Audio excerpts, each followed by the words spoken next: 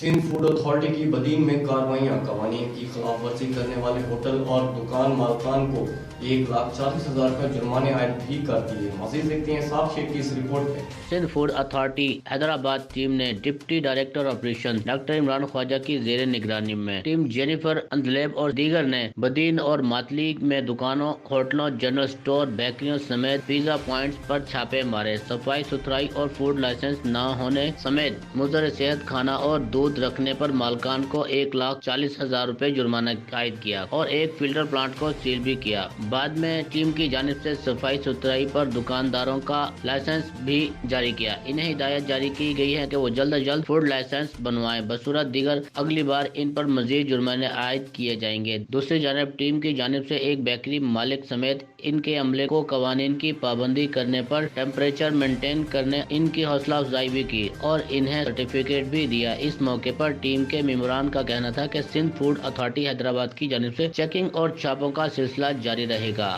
Camera مین team کے ساتھ اسحاق شیخ، راز نیوز، بدین۔